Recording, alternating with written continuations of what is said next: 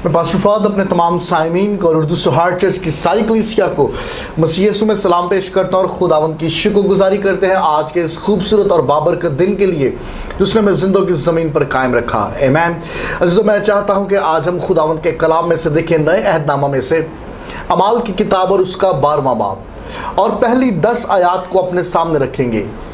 अगरचे ये वाक़या आपने कई दफ़ा पढ़ा, कई दफ़ा सुना, कई दफ़ा इन नुक्तों पे गौर भी किया, लेकिन चंद एक ऐसी बातें हैं जिनकी तरफ आज मैं आपकी तवज्जो दिलाना चाहता हूँ। मैं चाहता हूँ मेरे साथ निकालिए अमाल की किताब और उसका 12वां बाब और पहली 10 आयात को हम अपने सामने रखेंगे। खुदावंद के कलाम में लिखा है,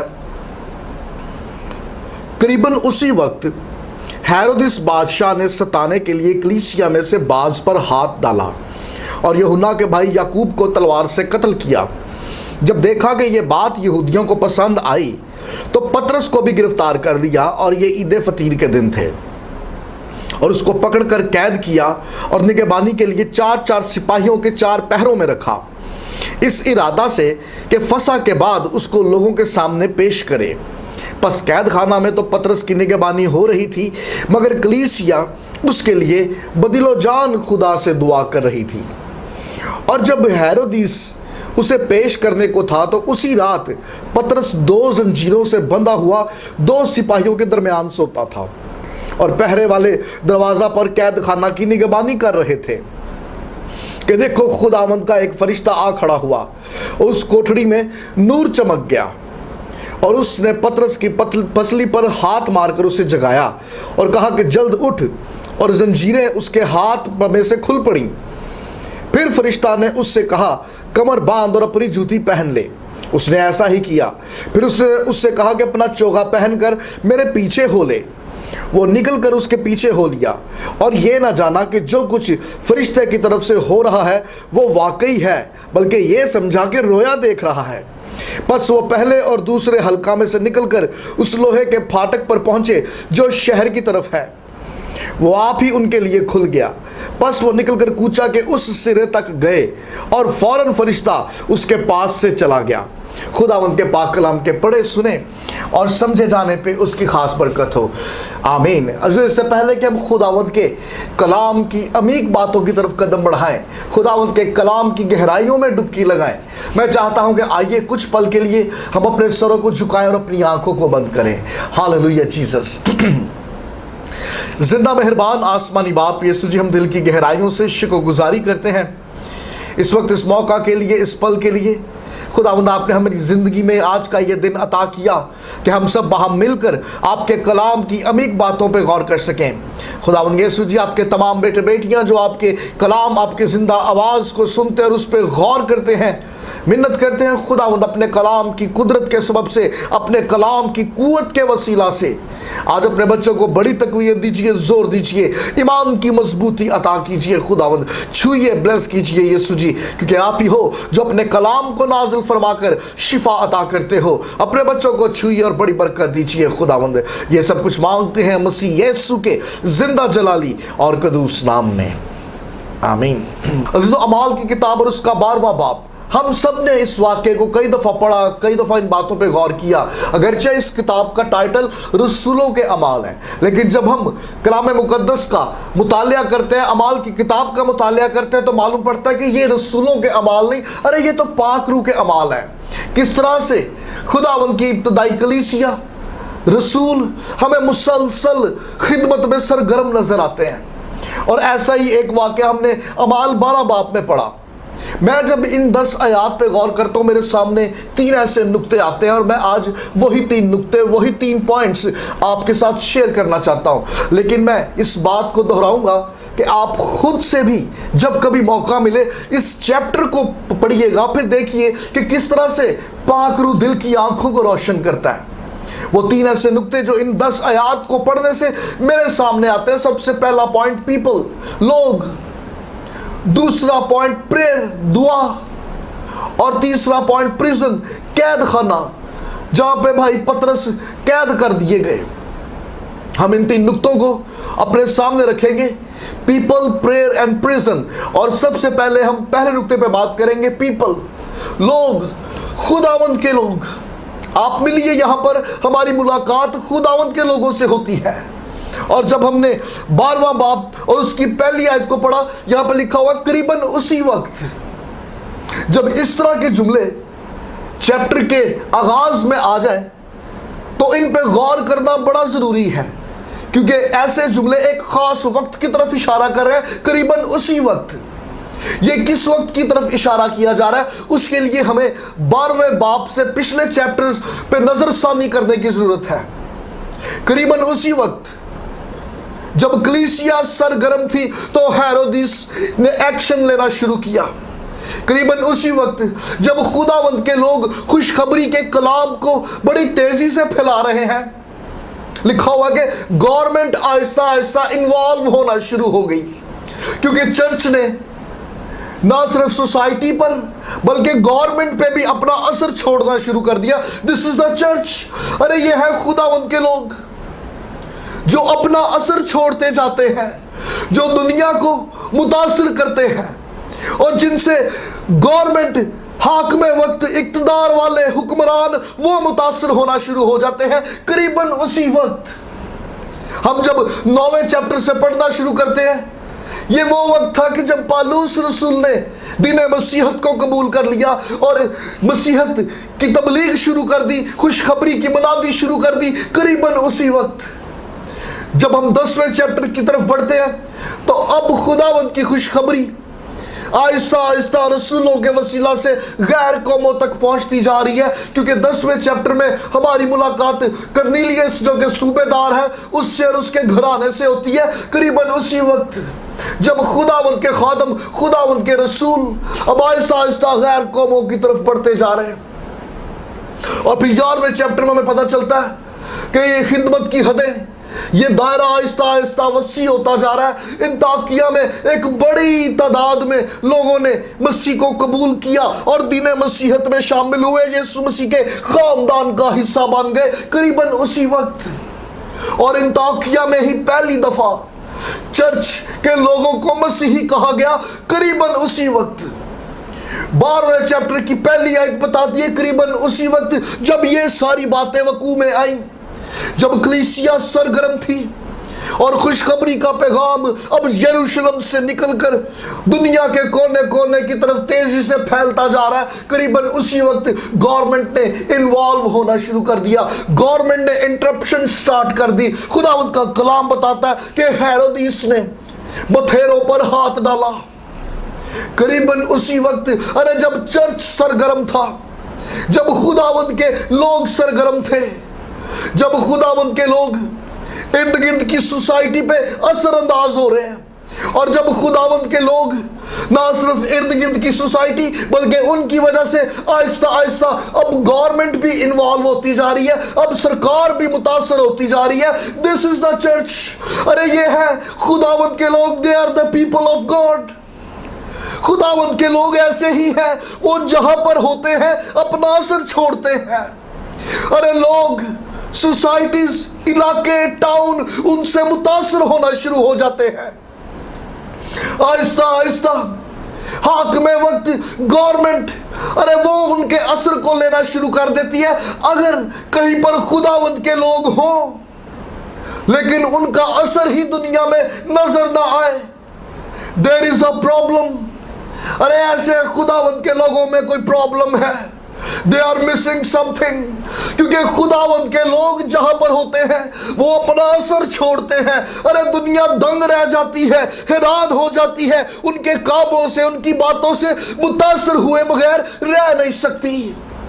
और खुदावंद का कलाम यह बताता है कि जब कलीसिया सरगर्म है, वो लोग जो खुदावंद के साथ रिश्ते में है, रिलेशन में है, अरे उन्होंने जब अपना असर छोड़ना शुरू किया, दुनिया मुतासर होना शुरू हो गई और आहिस्ता आहिस्ता उनके असर का खौफ गवर्नमेंट पर, हाकिम वक्त पर नजर आना शुरू हो गया। खुदावंद का कलाम बताता है कि हेरोदिस ने एक्शन लेना शुरू किया और 3 तरह से उसने एक्ट किया, 3 तरह की स्ट्रेटजी को उसने इंप्लीमेंट किया। सबसे पहला काम, उसने उन पे हाथ डाला, उनको खौफ ज़दा किया, उनको डराया, उनको धमकाया। दूसरा काम उसने ये किया कि कुछ को कत्ल भी किया, जिसमें से एक यूहन्ना का भाई याकूब भी था। और फिर तीसरा काम उसने ये किया कि पकड़ पकड़ के कैद खाने में लोगों को डाला, जिसमें से पतरस जो कि चर्च लीडर था वो भी एक था, क्योंकि उसको लगता था कि चर्च इसलिए कायम है, चर्च इसलिए मजबूत है क्योंकि इनका लीडर इनके सामने है। अगर इनके लीडर को पकड़ लिया जाएगा, आहिस्ता आहिस्ता ये चर्च एक्टिविटीज खत्म हो जाएंगी। लेकिन दुश्मन इस बात से बिल्कुल गाफिल था कि चर्च को लेकर चलने वाला ना तो पतरस, ना इंद्रियास, ना याकूब, ना यूहन्ना, बल्कि इस चर्च को लीड करने वाला, इस चर्च को लेकर चलने वाला तो आप खुदावंद यीशु मसीह नासरी है। हालेलुया। अरे इस चर्च को, चर्च के लोगों को डराया जा सकता है, धमकाया जा सकता है, लेकिन खुदावंद यीशु मसीह की इस कलीसिया को कभी खत्म नहीं किया जा सकता। हालेलुया।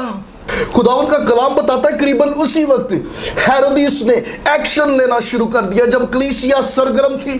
खुशखबरी का पैगाम बड़ी दलेरी से दुनिया के कोने कोने में फैलाने के लिए सरगर्म कोशिशें की जा रही है। करीबन उसी वक्त हेरोदिस ने अपनी इन्वॉल्वमेंट जाहिर कर दी, उसने इंटरप्ट करना शुरू कर दिया। हेरोदिस ने उन लोगों को डिस्टर्ब करना शुरू किया जो खुदावंद यीशु मसीह के साथ रिलेशन में है। और ऐसा याद रखिए हर दौर में होता आया, हर दौर में हेरोदिस ने खुदावंद यीशु मसीह और खुदावंद यीशु मसीह से जुड़े हुए लोगों की मुखालफत की। मिसाल के तौर पे अब देखिए मत्ती की इंजील उसका 2 बाब, जब खुदावंद यीशु मसीह की पैदाइश हुई तो हेरोदिस आज़म ने खुदावंद यीशु मसीह के हम उम्र बच्चों को कत्ल करवा दिया, यह सोचकर कि वो खुदावंद यीशु मसीह को मार डालेगा।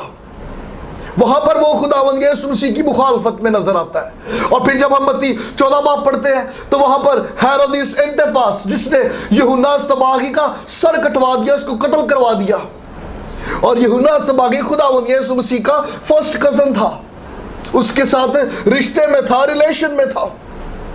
और फिर जब हम आगे पढ़ते हैं खुदावंद यीशु मसीह का मसलूबियत का वक्त आता है और मुकदमा जो है हेरोदिस के दरबार में रखा जाता है, तो वो इस बात की मंजूरी दे देता है कि हाँ इसको कत्ल किया जाए, इसको मसलूब किया जाए। वहां पर भी हेरोदिस हमें खुदावंद यीशु मसीह की ऑपोजिशन में, खुदावंद यीशु मसीह की मुखालफत करता हुआ नजर आता है। और फिर जब हम अमाल 12 बाब में पहुंचते हैं, यहां पर हेरोदिस अगरपा जो कि हेरोदिस आज़म का पोता है, वो यहां पर हमें खुदावंद यीशु मसीह के साथ जुड़े हुए, उसके साथ रिलेशन में लोगों की मुखालफत करता हुआ दिखाई देता है। यहां पे खुदावंद का कलाम बताता है कि याकूब का सर कटवा दिया गया और पतरस को कैद खाना में डाल दिया गया। इसका मतलब कि हर दौर, हर जनरेशन में हेरोदिस सर उठाता हुआ नजर आता है। और जब जब हेरोदिस ने सर उठाया, उसने खुदावंद और खुदावंद के लोगों की मुखालफत की है। वो लोग जो खुदावंद यीशु मसीह के साथ रिलेशन में नहीं है, उन्हें हेरोदिस से कोई खौफ नहीं है, हेरोदिस उनके लिए खतरा नहीं है। इसका मतलब यह कि हेरोदिस की स्पिरिट हर जनरेशन, हर दौर में खुदावंद और खुदावंद के लोगों की मुखालफत करती रही है। मगर याद रखिएगा कि अगरचे हर दौर में, हर जनरेशन में हेरोदिस की स्पिरिट ने खुदावंद के लोगों की मुखालफत की हो, मगर वो कहीं भी, कभी भी खुदावंद के कामों को रोक नहीं पाया। अरे जब जब उसने अटैक करने की कोशिश की, हर बार उसे शिकस्त का सामना करना पड़ा। हालेलुया। अरे ये खुदावंद के लोग हैं। खुदावंद का कलाम बताता है कि जब चर्च सरगर्म था, अरे जब खुशखबरी का पैगाम तेजी से फैलाया जा रहा है, उसी वक्त हेरोदिस ने, ऑपोजिशन ने, दुश्मन ने एक्शन लेना शुरू कर दिया। मतलब जब जब आजमाइशें आए, अरे जब जब खिदमत में रुकावटें आए, जब जब रास्ते बंद दिखाई दे, तो समझ आइएगा कि आपकी खिदमत से दुश्मन खौफजदा है। अरे वो इंटरप्ट करता है, वो रोकने की कोशिश करता है, डराने की कोशिश करता है। मगर याद रखिएगा कि दुश्मन खौफजदा कर सकता है, लेकिन दुश्मन खुदावंद के काम को बंद नहीं कर सकता। हालेलुया। पहली बात थी पीपल, दूसरी बात प्रेयर। यहाँ 5वें आयत में लिखा हुआ है कि बस कैद खाना में तो पतरस की निगहबानी हो रही थी, मगर कलीसिया बदिलो जान दुआ कर रही थी। This is the church. अरे चर्च अपनी जिम्मेदारी पूरी किए जा रहा है। अगरचे डिस्टर्बेंस थी, बोझ था, तकलीफ थी, खौफ भी था, हर तरफ खौफ व हिरास का समा था। हाकिम वक्त इक़्तिदार वाले, हुकूमत वाले, अरे ये सब के सब मुखालफत में है। कभी भी पकड़े जा सकते हैं, कभी भी मारे जा सकते हैं। हमारा मुस्तकबिल, हमारा फ्यूचर क्या होगा, नोबडी नोज।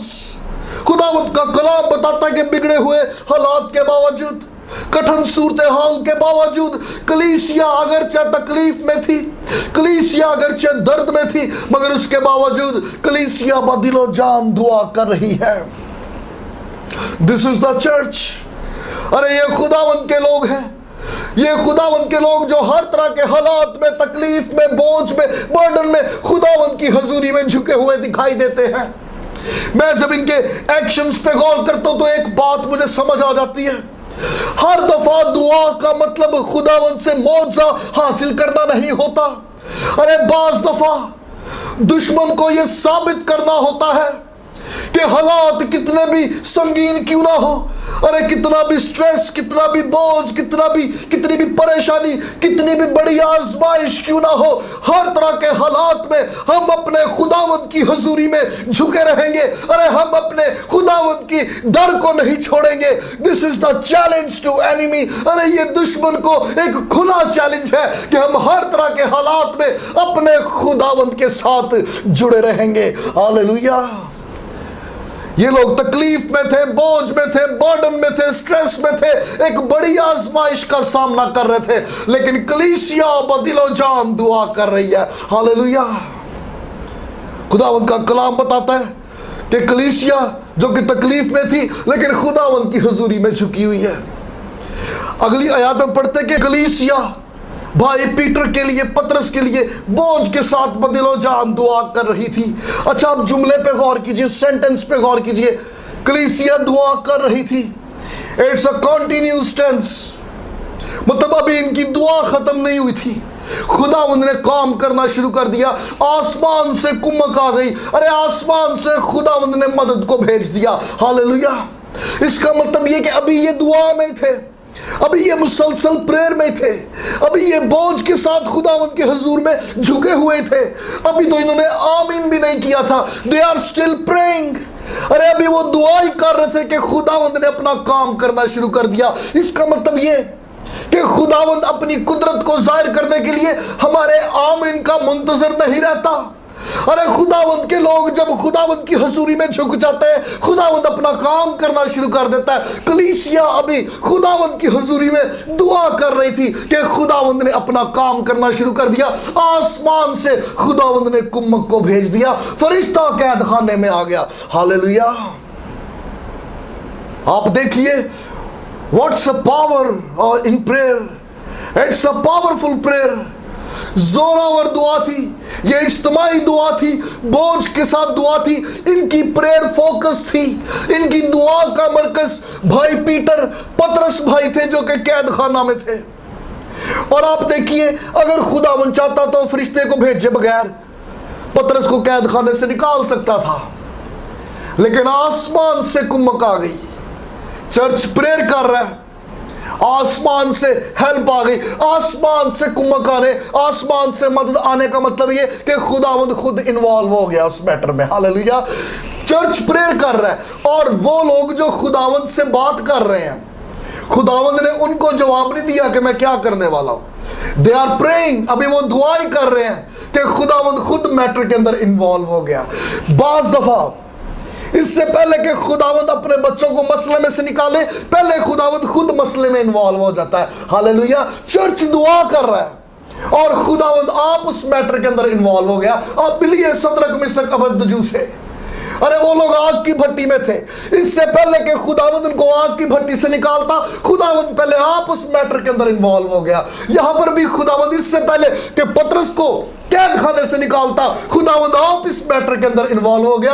आसमान से कुमक उस कैद खाना के अंदर आ गई। This is the power of prayer.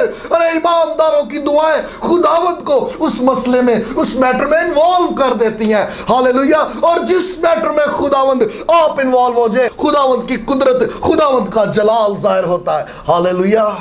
पहली बात थी पीपल, दूसरी बात प्रेयर और तीसरी और आखिरी बात प्रिजन, कैद खाना। खुदावंद का कलाम बताता है कि कैद खाने में सख्त पैरे के अंदर पतरस जंजीरों के साथ बंधा हुआ था और उसके दोनों हाथ दो सिपाहियों के साथ अटैच थे, मतलब वो दो सिपाहियों के साथ बंधा हुआ था। कैद खाने के अंदर वाली साइड पे भी दो सिपाही पतरस के साथ थे। लेकिन सख्त पहरे के बावजूद, तकलीफ के बावजूद, अगरचे अगले दिन पतरस को कत्ल कर दिया जाना था, लेकिन सब के बावजूद खुदावंद का कलाम बताता है, ही वाज स्लीपिंग। ये कैसे मुमकिन है कि इतना स्ट्रेस, इतना बर्डन हो और ये भी पता हो कि कल मुझे मार डाला जाएगा। इतनी आजमाइश के बावजूद, इतनी तकलीफ के बावजूद खुदावंद का बंदा आराम से सो रहा हो। How is that possible? उसकी एक बड़ी वजह हिस्ट्री, तारीख। कैद खाने में पतरस का यह कोई फर्स्ट एक्सपीरियंस नहीं था। अब देखिए प्रीवियस चैप्टर्स, चौथे चैप्टर के अंदर हमें पता चलता है कि पतरस और यूहन्ना पकड़े गए, मगर खुदावंद ने उनको वहां से आजाद करवाया। हालेलुया। उसके बाद जब हम 5वें चैप्टर में आते हैं, वहां पर फिर पतरस को पकड़ा और कैद खाने में डाला, लेकिन वहां पर भी खुदावंद ने फरिश्ता भेजकर उन्हें रिहाई दिलवाई, मखलसी दिलवाई। अमाल 12 बाब के अंदर अभी फिर पतरस कैद खाना में है। पतरस की हिस्ट्री है। अरे जब जब ये कैद में पड़ा, जब जब ये आजमाइश में पड़ा, अरे इन्हें कुछ भी करना ना पड़ा, बल्कि खुदावंद ने आसमान से कुमक भेजकर हर दफा इनके लिए रास्ता और दरवाजों को खोला, रिहाई बख्शी, मखलसी बख्शी। ये खुदावंद का बंदा ईमानदार शख्स था, और इस ईमानदार शख्स की हिस्ट्री थी, तारीख थी कि पहले भी खुदावंद ने मुझे हर तरह की आजमाइश, हर तरह की कैद से मखलसी बख्शी। अरे अब भी वही है जो मुझे रिहाई और मखलसी देगा, चूंकि इसकी हिस्ट्री ये बताती थी कि हर बार खुदावंद ने आजमाइशों में से निकाला। अरे अब भी वही आजमाइशों में से निकालेगा। खुदावंद का कलाम बताता है कि अगरचे वो आजमाइश में था, अगरचे वो कैद में था, मगर वो इत्मीनान से सोता है। हालेलुया। याद रखिए कि हर एक ईमानदार की हिस्ट्री है। अरे आपकी भी एक हिस्ट्री है। अगर आज आप भी अपने आप को आजमाइशों में, बंधनों में या किसी कैद में महसूस करते हो, खौफजदा होने, डिस्टर्ब होने या अपसेट होने, मायूस और नाउमीद होने की जरूरत नहीं है। Look at your past. अरे अपनी तारीख, अपनी हिस्ट्री पर निगाह कीजिए। ये हालात, ये एक्सपीरियंस आपके लिए आज कुछ नए नहीं है। अरे पहले भी माजी में कई दफा जब जब आप इस तरह की मुश्किलों में घिरे, ऐसे हालात में गिर पड़े, तब तब खुदावंद ने कुम्मक भेजकर आपके लिए रास्तों, दरवाजों को खोला और इन आजमाइशों में से निकाला। अरे वो जात जो माजी में आपको हर आजमाइश में संभाले हुए थी, वही आज भी आपको इस आजमाइश में से निकलने की कुव्वत और जोर अता करेगी। Every believer has a history. Hallelujah. अरे अपने माजी पे निगाह कीजिए। जिसने कल संभाला वो आज भी संभालने की कुदरत रखता है। हालेलुया। खुदावंद का कलाम बताता है ये बंधा हुआ था, बट ही वाज स्लीपिंग। अच्छा, इसका इस कदर इत्मीनान के साथ सोने की एक वजह और हो सकती है, खुदावंद के कलाम पर भरोसा, खुदावंद के कलाम पर मुकम्मल एतमाद। खुदावंद का वादा पतरस के साथ था। What was the promise? वो वादा क्या था? और पतरस को शायद वो वादा याद था। खोलिए यूहन्ना की इंजील। जब खुदावंद यीशु मसीह आसमान पर जाने वाले थे, खुदावंद यीशु मसीह ने पतरस से प्रॉमिस किया, अरे जब तू बूढ़ा हो जाएगा तो अपने हाथ फैलाएगा और कोई तेरी कमर को बांधेगा और तुझे वहां ले जाएगा जहां पर तू जाना ना चाहता हो। मतलब पतरस को शायद ये याद था कि मेरी मौत इस कैद खाने में मुमकिन ही नहीं है, कि खुदावंद का कलाम मेरे लिए हुआ है। अरे खुदावंद का वादा मेरे साथ है। मैं तो ज़ईफ होने तक खुदावंद की खुशखबरी लोगों को पहुंचाता रहूंगा, फैलाता रहूंगा, और वहां पर मुझे ले जाया जाएगा जहां पर मैं खुद से उठकर जा ना सकूंगा। अरे मैं बुजुर्गी में ज़ईफीन तक खुदावंद की खुशखबरी का काम अंजाम देता रहूंगा। This is not the end. अरे ये प्रिजन, ये कैद खाना मेरी जिंदगी का अंत नहीं है। उस जेल, उस कैद खाने के कोने चाहे पतरस को मौत की सदाएं क्यों ना सुनाती हो, लेकिन पतरस के दिल में खुदावंद के वादे और खुदावंद का कलाम था, और वो उसी कलाम पे खड़ा हुआ था। और वो लोग जो खुदावंद के कलाम पर कायम हो जाते हैं, वो खुदावंद का इत्मीनान और खुदावंद की तसल्ली पाते हैं। हालेलुया। आज आपकी सिचुएशन, आपका एनवायरमेंट, आपका माहौल, आपके हालात आपसे क्या कहते हैं? Don't be upset. क्योंकि वो लोग जो खुदावंद के वादों का यकीन करते हैं, जो खुदावंद के कलाम पर खड़े हो जाते हैं, मुश्किल से मुश्किल घड़ी में भी, बड़ी से बड़ी आजमाइश में भी खुदावंद का इत्मीनान उन्हें घेरे रखता है। हालेलुया। भाई पीटर ये कैद खाने में था, खुदावंद का कलाम बताता है कि फरिश्ता आ गया। अच्छा, इससे पहले कि फरिश्ता पतरस को कैद खाने से निकाले, पहला काम क्या हुआ? उसकी जंजीरें खुल गई, हथकड़ियां खुल गई, क्योंकि उसके हाथ दूसरे सिपाहियों के साथ बंधे हुए थे। वो कैद खाने में इसलिए था क्योंकि वो दूसरों के साथ बंधा हुआ था, और जब तक ये पतरस का उन सिपाहियों से कनेक्शन काटा ना जाए, ये कैद खाने से निकल नहीं सकता था। खुदावंद का जलाल जाहिर हुआ, और पहला काम यह हुआ कि पतरस जिनके साथ रिलेशन लिंक में था, पतरस जिनके साथ कनेक्शन में था, सबसे पहले खुदावंद ने वो कनेक्शन काटे, पतरस को सेपरेट किया, और जब पतरस सेपरेट हो गया फिर उसको उस कैद में से निकाला। Hallelujah. This is the message for you. मुमकिन है आज आप भी किसी बड़ी आजमाइश में या किसी ऐसी कैद में हो, किसी ऐसे बंधन में बंधे हो। बड़ा जरूरी है इर्द गिर्द निगाह करना, आप किन लोगों के साथ कनेक्टेड हो। अरे जब तक ये कनेक्शन नहीं कटेंगे तब तक कैद खाने से मखलसी नहीं मिलेगी। इससे पहले कि पतरस कैद खाने से निकलता, पहले उसकी हथकड़ियों को तोड़ा गया, उसकी हथकड़ियों को काटा गया, उसके कनेक्शंस को काटा गया। खुदावंद सबसे पहले ऐसे कनेक्शंस को काटता है और उसके बाद अपने लोगों को उस कैद खाने में से निकालता है। हालेलुया। अच्छा, अगला काम यह हुआ, पतरस के तन पे पोशाक नहीं थी, पांव में जूती नहीं थी। He was naked.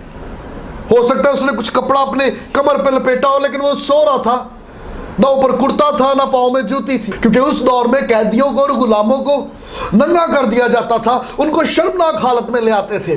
और चूंकि पतरस कैद खाने में था, पतरस के साथ भी कुछ ऐसा ही हुआ, इसको भी नंगा कर दिया गया, इसके कपड़े उतार दिए गए, इसके पांव से जूती को रिमूव कर दिया गया, चूंकि ये उनकी नजर में ये कैदी है, ये मुजरिम है, और उसके साथ एक कैदियों जैसा सलूक किया जा रहा है। लेकिन इससे पहले कि पतरस को कैद खाने से बाहर निकाला जाता, पहले खुदावंद ने पतरस के नंगेपन को ढांपा। खुदावंद नहीं चाहता कि ये दुनिया के सामने इस हालत में एक्सपोज हो। अरे खुदावंद जब अपने बेटे बेटियों को जिंदगी की किसी कैद में से या मौत की किसी वादी में से निकालता है, सबसे पहले वो उनके नंगेपन को ढांपता है, कि खुदावंद नहीं चाहता कि इनका नंगापन दुनिया के सामने एक्सपोज हो, कि खुदावंद हमारा ऐसा खुदा है जो हमेशा कवर करता है। अरे वो दुनिया के सामने एक्सपोज नहीं करता, बल्कि वो कवर अप कर देता है, वो ढांप देता है, वो नंगेपन को छुपा देता है और फिर कैद से बाहर निकालता है। हालेलुया। पतरस के पहले नंगेपन को ढांपा गया और फिर उसको कैद खाने से बाहर निकाला गया। खुदावंद का कलाम ये बताता है कि पतरस को ये सब एक ख्वाब की तरह लग रहा था। ही वॉज इन पेन, वो डिस्टर्ब था, वो चेंज में था, आजमाइश में था। किस तरह से खुदावंद काम कर रहा है, अरे खुदावंद क्या काम कर रहा है, ये किस तरह से हो रहा है, वो समझने से गाफिल था, वो अंडरस्टैंड नहीं कर पा रहा था। उसके लिए ये सब एक ख्वाब, एक रोया की माने था। लेकिन जब वो इस कैद में से निकल आया, खुदावंद का कलाम बताता है कि वो होश में आया, तब उसने जाना कि ये खुदावंद की कुदरत, खुदावंद का जलाल जाहिर हुआ है। हालेलुया। अजीजों, हमारे साथ भी बाज दफा ऐसे ही होता है। खुदावंद के बथेरे बेटे बेटियां आजमाइश की हालत में समझ ही नहीं पाते कि किस तरह से खुदावंद उनके लिए काम कर रहा है। अरे किस तरह से खुदावंद उनके लिए रास्तों और दरवाजों को खोल रहा है। अरे किस तरह से खुदावंद उनके लिए अजीब तरह से वसीले मुहैया कर रहा है। जब हम आजमाइश में से निकल आते और पीछे मुड़ के देखते तो फिर हम जानते हैं, यस, अरे ये सिर्फ खुदावंद ही कर सकता है। खुदावंद की कुदरत, खुदावंद का जलाल जाहिर हुआ है।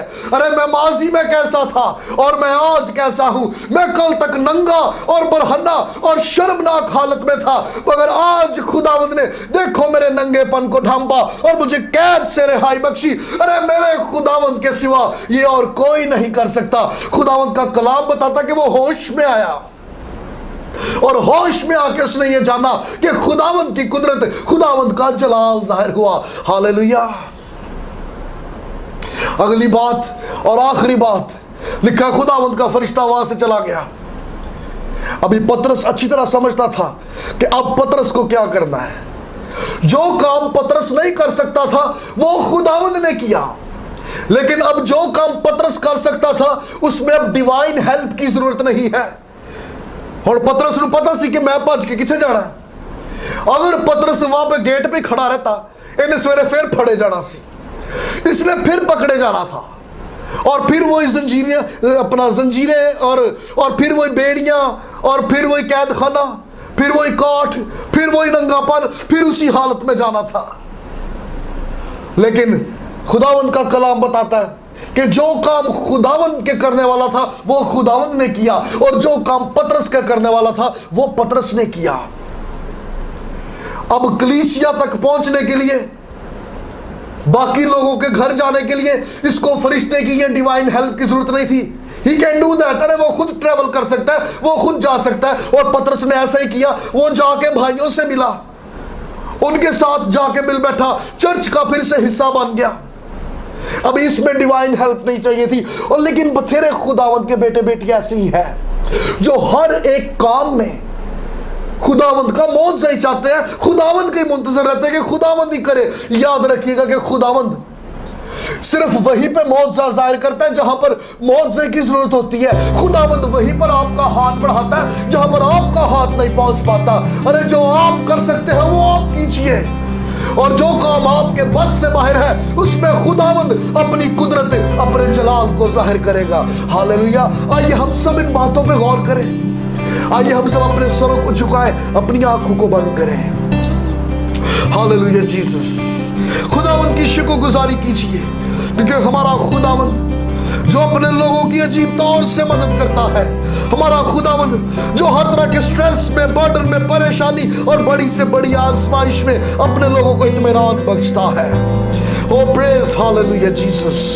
ऐ जिंदा मेहरबान आसमानी बाप के सुजी, दिल की गहराइयों से शुक्रगुजारी करते हैं खुदावंद इस वक्त के लिए, इस पल के लिए। यीशु जी, हम आपके नाम को मुबारक कहते हैं खुदावंद। अपने कलाम की कुदरत के वसीला से अपने बच्चों को छुइए, ब्लेस कीजिए, बड़ी बरकत दीजिए, ईमान की मजबूती दीजिए, तकवीयत दीजिए। हमें ये फजल बख्शिए कि हम आपके वादों पर इत्तेकाद रखें, आपके कलाम पर कायम हो जाए, ताकि हर तरह की आजमाइश में गलबा पा सके। खुदावंद अपने बच्चों को अपने कलाम के वसीला से बड़ी कुव्वत और जोर अता कीजिए। ये सब कुछ मांगते हैं मसीह यीशु के जिंदा जलाली और कुदूस नाम में, आमीन। God bless you. खुदावंद अपने कलाम के वसीला से तमाम सुनने वालों को बड़ी बरकत अनायत फरमाए। God bless you all.